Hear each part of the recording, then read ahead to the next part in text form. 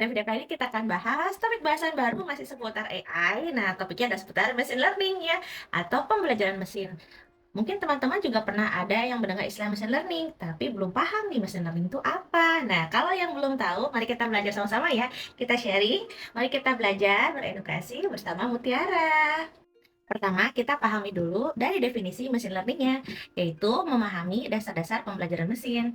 Nah, mesin learning sendiri adalah kemampuan komputer untuk belajar dari data tanpa diprogram secara eksplisit. Sistem mesin learning dapat menganalisis data, mengidentifikasi pola, dan membuat keputusan dengan intervensi manusia yang minimal. Fokus utama machine learning yaitu yang pertama adalah menemukan pola, yaitu mengidentifikasi hubungan tersembunyi dalam data. Yang kedua, membuat prediksi, yaitu memperkirakan hasil berdasarkan data historis. Dan yang ketiga, yaitu mengambil keputusan. Dia akan memberikan rekomendasi atau aksi secara otomatis. Nah, kita akan bahas juga mengenai hubungan antara AI, machine learning, dan deep learning. Jadi pertama kita harus paham dulu nih, hierarki dari kecerdasan buatan. Yang pertama ada artificial intelligence atau disingkat dengan AI, yaitu konsep besar menciptakan mesin cerdas. Jadi dia cakupan yang lebih besar. Yang kedua yaitu machine learning atau kita singkat dengan ML, yaitu pendekatan utama AI yang memungkinkan belajar dari data. Di dalam AI itu terdapat machine learning. Nah, di dalam machine learning ada lagi yang di dalamnya, yang lebih spesifiknya, yaitu deep learning. Deep learning adalah bagian dari machine learning yang menggunakan jaringan saraf tiruan atau disingkat dengan neural network. Beberapa komponen utama pada machine learning itu ada tiga, ada data, model, dan training and testing. Untuk data, yaitu bahan baku utama untuk belajar. Tanpa data yang berkualitas, sistem machine learning tidak dapat menghasilkan model yang akurat dan andal. Untuk yang kedua adalah model. Model merupakan representasi matematis yang memetakan data ke hasil. Model adalah inti dari sistem machine learning yang melakukan prediksi atau klasifikasi. Yang ketiga, yaitu training and testing. Di sini merupakan tahap belajar model menggunakan data training dan pengujian pertama menggunakan data testing untuk memastikan akurasi. Next, kita akan bahas paradigma atau metode pembelajaran mesin. Jadi ini adalah 4 cara dasar bagaimana sebuah komputer dilatih untuk mengenali atau memproses data. Ada 4 jenis. Yang pertama nama supervised learning atau pembelajaran terbimbing. Yang kedua adalah unsupervised learning atau pembelajaran tanpa bimbingan. Yang ketiga adalah semi-supervised learning atau pembelajaran setengah terbimbing. Dan yang keempat adalah reinforcement learning, yaitu pembelajaran berbasis penghargaan. Mari kita bahas yang supervised learning. Di sini artinya adalah pembelajaran terawasi atau pembelajaran terbimbing. Dia menggunakan data berlabel, artinya terdapat kunci jawaban untuk melatih model. Contoh aplikasinya, yang pertama ada klasifikasi email spam untuk memfilter pesan tidak diinginkan, dan prediksi harga rumah berdasarkan fitur properti. Mari kita bahas yang supervised learning dari segi konsep, analogi, dan contohnya. Dari segi konsep, mesin belajar menggunakan data yang sudah memiliki label atau kunci jawaban. Analoginya, anak sekolah yang belajar menjawab soal matematika didampingi guru yang memegang buku kunci jawaban. Setiap anak menjawab, guru memberitahu benar atau salahnya. Contohnya, mengajari AI mengenali email spam versus bukan spam, menggunakan jutaan contoh email yang sudah ditandai manual oleh manusia. Yang kedua adalah unsupervised learning. Dia akan menemukan pola tersembunyi dalam data. Dia menggunakan data yang tidak berlabel, di mana model mencari pola sendiri tanpa kunci jawaban yang diberikan. Contoh aplikasinya, misalnya pengelompokan pelanggan atau clustering untuk segmentasi pasar dan personalisasi layanan yang sesuai dengan kebutuhan dan keinginan pelanggan. Mari kita bahas juga dari segi konsep, analogi, dan contohnya ya. Dari segi konsep, mesin memberikan data yang mentah dan tidak berlabel. Tidak ada kunci jawaban di awal. Analoginya, anak kecil yang diberikan sekotak penuh mainan campuran, ada bola, ada balok, ada boneka, tanpa diberitahu nama mainannya. Secara alami, anak itu akan mengelompokkan mainan berdasarkan bentuk dan warna yang mirip. Contoh pada AI, yaitu AI akan mengelompokkan jutaan pelanggan toko online ke dalam 3 kelompok. Misalnya pelanggan hemat, pelanggan impulsif, ataupun pelanggan musiman ya, berdasarkan pola belanja mereka sendiri. Mari kita bahas yang ketiga, yaitu semi-supervised learning atau pembelajaran setengah terbimbing. Dari segi konsep, analogi, dan contohnya. Dari segi konsep, dia merupakan jalan tengah untuk menghemat biaya. Mesin dilatih menggunakan sedikit data berlabel dan digabungkan dengan banyak yang data tidak berlabel. Analoginya yaitu guru hanya memberikan kunci jawaban untuk 5 soal pertama di papan tulis sebagai contoh, lalu meminta siswa ataupun mahasiswa menyelesaikan 100 soal sisanya secara mandiri, mencari polanya sendiri. Contoh yang ada pada AI yaitu Contohnya adalah face recognition. Jadi sistem hanya butuh melabeli 2 sampai 3 foto keluarga secara manual. AI akan otomatis mengkelompokkan ribuan foto wajah yang sama di galeri HP kita.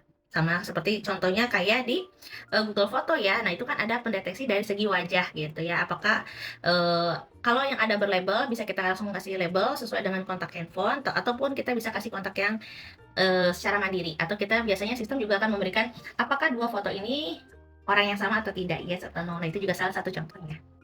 Yang keempat yaitu reinforcement learning. Dia belajar dari interaksi dengan lingkungan.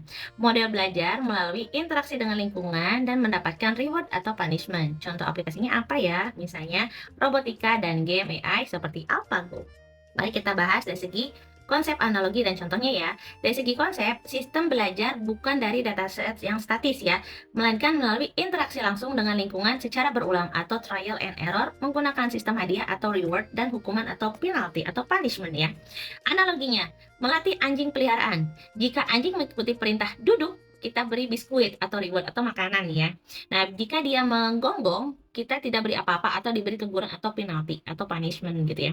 Lama-kelamaan anjing tahu tindakan mana yang menghasilkan biskuit paling banyak. Contoh pada AI yang belajar mengemudikan mobil otonom atau self-driving car, atau AI belajar bermain catur hingga mengalahkan juara dunia, atau salah satu contohnya dari AlphaGo ya. Mengukur performa sistem machine learning atau evaluasi model pada machine learning ya. Ukuran evaluasi modelnya seperti apa? Ada 3 bagian yang sangat penting. Yang pertama adalah akurasi. Akurasi di sini adalah seberapa tepat prediksi model terhadap data aktual. Yang kedua adalah error, yaitu tingkat kesalahan prediksi yang dihasilkan oleh model. Dan yang ketiga adalah generalisasi atau kemampuan model bekerja dengan baik pada data baru yang belum pernah dilihat. Adapun beberapa masalah umum dalam training model ada underfitting, overfitting, good fit, dan data hallucination. Kalau underfitting dia modelnya terlalu sederhana atau kurang belajar. Overfitting itu adalah model terlalu menghafal atau kebanyakan belajar. Good fit itu adalah kondisi ideal atau model yang pintar. Dan yang keempat adalah data hallucination atau halusinasi data. Mari kita bahas yang pertama, yaitu underfitting atau model terlalu sederhana atau kurang belajar. Analoginya, mahasiswa yang malas belajar, mereka hanya membaca daftar isi buku saja sebelum ujian. Akibatnya, saat ujian, latihan maupun ujian asli, nilainya sama-sama hancur. Penjelasan teknisnya, kondisi ketika model machine learning terlalu sederhana sehingga tidak mampu menangkap pola dasar dari data latihan atau training data. Ciri-cirinya, akurasi pada data latihan rendah, dan akurasi pada data uji atau testing data juga rendah. Yang kedua adalah overfitting atau model terlalu menghafal atau kebanyakan belajar. Analoginya adalah mahasiswa dengan sistem kebut semalam dengan cara menghafal mati seluruh teks dan angka di buku latihan soal tanpa paham konsepnya.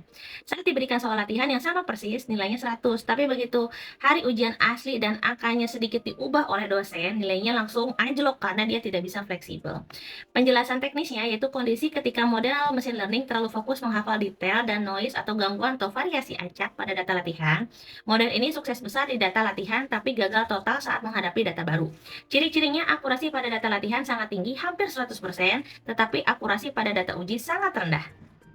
Yang ketiga yaitu good fit atau kondisi ideal atau model yang pintar. Analoginya, mahasiswa ideal yang belajar dengan memahami konsep dasarnya. Mereka berlatih soal, paham polanya, sehingga saat ujian asli diberikan soal yang angka baru atau variasi baru, mereka tetap bisa menjawab dengan benar. Yang kedua, itu dari segi penjelasan teknis, yaitu kondisi optimal di mana model berhasil mempelajari pola umum dari data latihan dengan seimbang, sehingga mampu melakukan generalisasi atau memprediksi dengan akurat pada data baru yang belum pernah dilihat sebelumnya. Dan yang ketiga adalah ciri-cirinya, akurasi pada data latihan tinggi dan akurasi pada data uji juga tinggi dan stabil. Dan yang terakhir, yang keempat adalah data hallucination atau data yang bersifat halusinasi atau datanya itu dia mengada-ngada gitu ya. Analoginya, seseorang yang ditanya tentang suatu sejarah karena dia tidak tahu jawabannya, tapi gengsi, dia mengarang cerita fiksi dengan gaya bahasa yang sangat meyakinkan seolah-olah itu fakta ilmiah yang resmi gitu ya. Jadi memang datanya halusinasi gitu ya. Penjelasan teknisnya, fenomena atau terutama pada generatif AI seperti ChatGPT atau Gemini, di mana model menghasilkan output yang secara tata bahasa sangat rapi, percaya diri, dan terdengar masuk akal, tetapi secara fakta sepenuhnya salah atau tidak ada di dunia nyata. Ini terjadi karena AI memprediksi kata berikutnya berdasarkan probabilitas atau kemungkinan, bukan berdasarkan pemahaman kebenaran yang mutlak.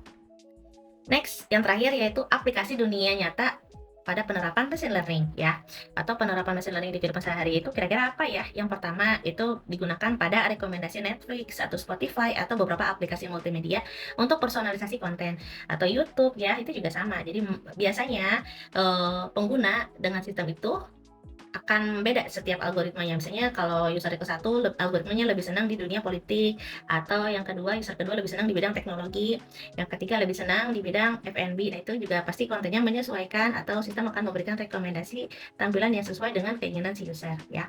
Dan yang kedua adalah pengenalan wajah atau Face ID untuk keamanan perangkat. Yang ketiga adalah deteksi penipuan bank untuk mengidentifikasi transaksi yang mencurigakan. Terima kasih.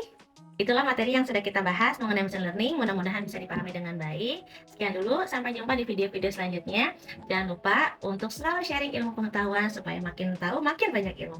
Sampai jumpa lagi di video-video selanjutnya. Bye-bye, salam edukasi.